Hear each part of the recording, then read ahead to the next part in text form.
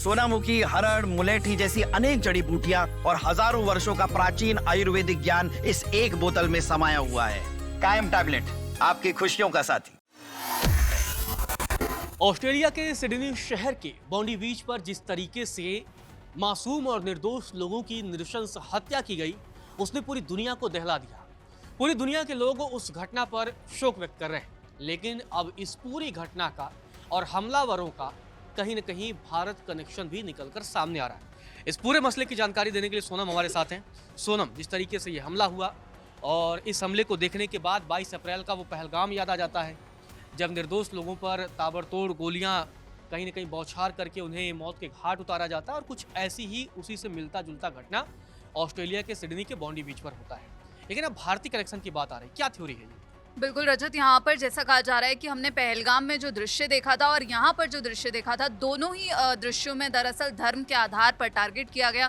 धर्म के आधार पर जो वहाँ यहूदी हैं उन्हें टारगेट कर निशाना बनाएगा, जिसके बाद सवाल उठे कि आखिर यहूदियों को कौन निशाना बना रहा है। हमने ये भी देखा कि प्रधानमंत्री नेतन्याहू का रिएक्शन आया और वो काफ़ी भड़के हुए थे इस चीज़ को लेकर। लेकिन अब जो सामने आ रहा है, ब्लूमबर्ग की एक रिपोर्ट की बात करें तो फिलीपींस के जो इमिग्रेशन अधिकारी हैं, जो इमिग्रेशन अथॉरिटीज़ हैं, उन्होंने बताया कि जो 50 साल का साजिद अकरम है और उसका बेटा 24 साल का नवीद अकरम, वो पिछले महीने फिलीपींस की यात्रा उन्होंने भारतीय पासपोर्ट पर की थी। और अब यहाँ पर जो ये कहा जा रहा है कि ये जो आतंकी हैं, फिलीपींस के ब्यूरो ऑफ इमिग्रेशन के एक प्रवक्ता ने इसकी पुष्टि की है। और पिता और पुत्र ने दरअसल 1 नवंबर को सिडनी से फिलीपींस पहुंचे और फिर 28 नवंबर को वहां से रवाना हो गए। और ये भी कहा जा रहा है कि यहाँ पर दरअसल वो मिलिट्री ट्रेनिंग लेने आए थे। यहाँ पर प्रवक्ता ने बताया कि सिडनी जाने के रास्ते में वो दवाओं से मनीला होते हुए कनेक्टिंग फ्लाइट से फिलीपींस छोड़ने से पहले दोनों ने दरअसल अपना जो फाइनल डेस्टिनेशन था वो दवाओं डाला था। लेकिन यहाँ पर अधिकारियों ने बताया कि फिलहाल जो है इस मामले की जांच कर रहे हैं। और जो मिलिट्री ट्रेनिंग की बात हो रही है कि वहाँ पर दरअसल वो सैन्य शैली प्रशिक्षण के दौरान गए थे। ABC न्यूज़ की रिपोर्ट की बात करें तो गोलीबारी से लगभग 1 महीने पहले हमलावरों ने यहाँ पर फिलीपींस का दौरा किया था, यात्रा की थी, वो भी इंडियन पासपोर्ट पे। जैसे ही आपने इंडियन पासपोर्ट का जिक्र किया, ये रहते वैसे ऑस्ट्रेलिया में थे, पर पाकिस्तानी मूल के थे। और क्या इन्हें पासपोर्ट इतना इजीली मिल गया? क्या फिलीपींस, जिसके साथ भारत के भी रिश्ते अच्छे हैं, वहाँ पर भारत और फिलीपींस की सेना लगातार आपस में ट्रेनिंग करती रहती है और फिलीपींस जाकर ये ट्रेनिंग ले लेते हैं और किसी को कानो कान खबर नहीं लगती है कि ये ट्रेनिंग किस मकसद से ले रहे हैं? ये एक बड़ा सवाल, जिस तरीके से आपने बोला कि सेना का प्रशिक्षण क्या इतने इजीली मिल जाएगा, ये अपने आप में कहीं ना कहीं गंभीर सवाल पैदा होता है। बिल्कुल, और गंभीर सवाल लगातार यहाँ पे मीडिया में उठ भी रहे हैं। जो ABC न्यूज़, उसमें भी ये कहा गया कि आखिर इनको इतनी इजीली जो ये पासपोर्ट है वो कैसे मिल गया, वो भी इंडियन पासपोर्ट। जब ये बताया जा रहा है, जब इनिशियल रिपोर्ट्स में ये दावा किया जा रहा है, ये क्लेम है कि ये दोनों पाकिस्तान के निवासी हैं। लेकिन यहाँ पर अब यही सवाल उठ रहा है कि आखिर जो सिक्योरिटी लैप्स हुआ है वो कहाँ पर हुआ, क्योंकि इतना ईजिली पासपोर्ट ऑब्टेन करना, वो भी ऐसी स्थिति में जब इतने यहाँ पर स्ट्रिक्ट लॉज हों, तो ये एक अपने आप में एक बड़ा सवाल है। लेकिन यहाँ पर जो प्रधानमंत्री एंथनी अल्बनीज हैं, उन्होंने कहा कि दोनों लोग दरअसल नफरत की विचारधारा से कट्टरपंथी बन गए थे। और अल्बनीज ने कहा कि ऐसा लगता है कि ये दरअसल इस्लामिक स्टेट की विचारधारा से प्रेरित था। तो यहाँ पर एक बड़ा बयान प्रधानमंत्री अल्बनीज की तरफ से सामने आया। मतलब सीधे तौर पर उन्होंने कह दिया कि इस आतंकी हमले के पीछे वो इस्लामिक स्टेट की सोच, वो ISIS का सोच, जिसे लेकर हमने लंबे समय से दुनिया के कई हिस्सों में आतंकवादी घटनाओं को होते हुए देखा, तमाम दिल दहला देने वाली घटनाओं को होते हुए देखा, और उसी मानसिकता के साथ इन दोनों लोगों ने इस नृशंस घटना को अंजाम दिया।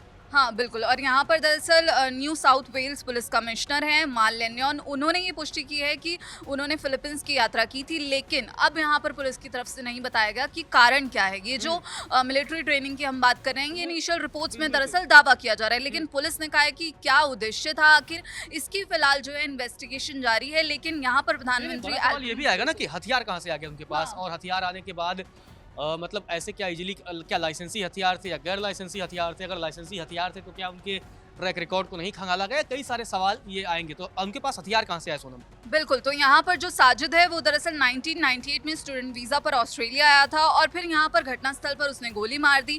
और लेन्योन ने, जो यहाँ पर NSW पुलिस है, उन्होंने बताया कि साजिद के पास दरअसल हम कह सकते हैं यहाँ पर रजत की जो मनोरंजन के लिए शिकार करते हैं, वहाँ जो एनिमल्स का अगर हम बात करें तो वाइल्ड लाइफ हंटिंग, उसके लिए जो है एक हथियार लाइसेंस था। और कानूनी रूप से यहाँ पर ये वर्ड अपने आप में अहम हो जाता जाता है कि आप 6 बंदूकों का लाइसेंस अगर एक शख्स को दे रहे हैं तो किस बेसिस पर दे रहे हैं? मतलब अगर जानवरों का शिकार करने के लिए तो क्या जो मतलब जो जानवरों का शिकार करने के लिए तो एक कुछ होते हैं कि इसे चलो मार दो बेहोश हो जाएंगे, क्या वो ये बंदूक इतने खतरनाक होते हैं कि उससे मारो और आदमी का निधन हो जाए, जानवरों का निधन हो जाए? क्योंकि 6-6 बंदूक और उसको मालिकाना हक दे देना अपने आप में ये गंभीर सवाल पैदा करता है। बिल्कुल, और यही कहा जा रहा है कि यही बंदूकें जो है इनमें से कई बॉन्डी बीच लाई गई थी जिससे दोनों ने हमला किया, दोनों बाप बेटे ने जो हमला किया था। तो अब ये सवाल दरअसल लगातार उठ रहे हैं क्योंकि एक दशक से भी पहले जो ISIS के उदय के साथ यहाँ पर प्रधानमंत्री अल्बनीज ने कहा कि जो पूरी दुनिया है वो चरमपंथ और इस नफरत भरी विचारधारा से जूझ रही है।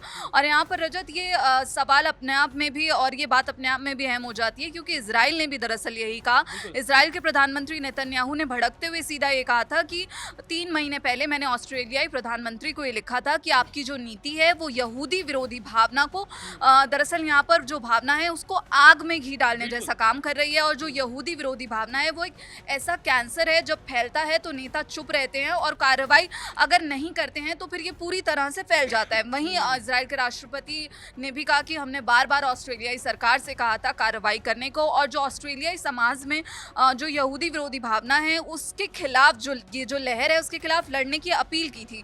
लेकिन रजत यहाँ पर अगर हम आंकड़ों की बात करें तो बिल्कुल यहाँ पर ऑस्ट्रेलिया में अगर हम यहूदियों की बात करें तो कुल आबादी दरअसल 2.8 करोड़ है ऑस्ट्रेलिया की, और जो यहूदी हैं उनका आंकड़ा है करीब 1.17 लाख। और हमने देखा कि इजराइल हमास का जो युद्ध शुरू हुआ था, जब हमास ने टारगेट कर इजरायली लोगों को मारा था, जो दृश्य आए थे, जो भयावह तस्वीरें आई थी, उसके बाद से दरअसल ऑस्ट्रेलिया में यहूदियों पर हमले 3 गुना बढ़े हैं। इसके अलावा जो तोड़फोड़, धमकियां और डराने धमकाने जैसे मामले भी शामिल हैं। और अगर डेटा की बात करें तो 8 अक्टूबर से 19 नवंबर के बीच जो ऑस्ट्रेलिया में यहूदियों के खिलाफ जो भी घटनाएं हुई हैं वो लगभग 368 दर्ज की गई हैं। मतलब लगातार जिस तरीके से आप बता रहे हैं कि ऑस्ट्रेलिया में यहूदियों के खिलाफ लगातार घटनाएं बढ़ती जा रही हैं और ये धीरे धीरे ये घटनाएं इस हमले का कहीं न कहीं रूप ले लेती हैं। बिल्कुल, यहाँ पर यही सामने आ रहा है। और फिलहाल पाकिस्तान ने तो इस हमले से जो पल्ला झाड़ते हुए किसी भी तरह की बिल्कुल किसी भी कनेक्शन पाकिस्तान से निकल रहा है और पाकिस्तान घिरा हुआ है। दुनिया के कई देशों के सांसद, जिसमें नीदरलैंड के एक सांसद हैं, वो सीधे तौर पर पाकिस्तान पे आरोप लगा रहे हैं और कह रहे हैं तो भाई ये तो 100% पाकिस्तान की इसमें पूरी मिलीभगत है, क्योंकि पाकिस्तान 100% आतंकी देश है। बिल्कुल, यहाँ पर आपने सही कहा। पॉलिटिशियन है गेट विल्डर्स, उन्होंने सीधा ये कहा है कि पाकिस्तान 100% आतंकी देश है, एक खतरनाक शरिया वाला घटिया देश। उन्होंने आगे कहा कि उसामा बिन लादेन कई सालों तक वहाँ रहा और बॉन्डी बीच के जो आतंकवादी हैं वो पाकिस्तान के हैं, और मुझे पाकिस्तानियों से दरअसल जान से मारने के कई फतवे मिले हैं। हम सभी को पाकिस्तान का बॉयकॉट और उसे अलग थलग कर देना चाहिए। तो यहाँ पर ये बयान जो है दरअसल पॉलिटिशियन का सामने आया। और रजत ये भी है कि जो हमलावरों के पास जो गाड़ी मिली थी, जो सामग्री मिली है, उससे उनके जो कट्टरपंथी इरादे हैं उनका पता चलता है। CNN की अगर रिपोर्ट की बात करें तो नवीद अकरम जो है उसके नाम पर रजिस्टर्ड एक गाड़ी में 2 ISIS के झंडे पाए गए हैं। बिल्कुल, जो जिक्र किया गया है कि इस्लामिक स्टेट की विचारधारा से ये प्रभावित थे और उसका नतीजा ये है कि इनके गाड़ियों में ISIS का झंडा रखा गया था। तो इसी से जाहिर होता है किस तरीके से ये कितने खतरनाक आतंकी मानसिकता वाले ये दोनों लोग थे। और हाँ, उसके वाहन में दरअसल जो विस्फोटक उपकरण हैं, जो IEDs हैं, वो भी बरामद हुए हैं। तो यहाँ पर प्रधानमंत्री अल्बनीज का भी यही कहना है कि 2019 में दरअसल नवीद अकरम जो है खुफिया एजेंसियों के ध्यान में आया था। उस समय दरअसल कुछ पूछताछ की परिवार वालों से, लेकिन ऐसा नहीं हुआ कि उसे एक संदिग्ध व्यक्ति के तौर पर देखा जाए। इस घटना के तकरीबन 6 साल पहले ऑस्ट्रेलिया की खुफिया एजेंसी के रडार पर आता है ये आरोपी जिसने इस घटना को अंजाम दिया, लेकिन उसके बाद से तब पूछताछ में किसी नतीजे तक वहाँ की खुफिया एजेंसी नहीं पहुँच पाई। और देखिए किस तरीके से 2019 की वो चूक और 2025 में कितनी भारी पड़ गई, किस तरीके से उसकी गाड़ी में IEDs पाए गए, इसके अलावा ISIS के झंडे पाए गए। कौन मुहैया करा रहा था, ये बड़ा सवाल है। और ऑस्ट्रेलिया में यहूदियों को कौन निशाने पर लेना चाहता है? क्या ये वो लोग हैं जो फिलिस्तीन का समर्थन करते हैं?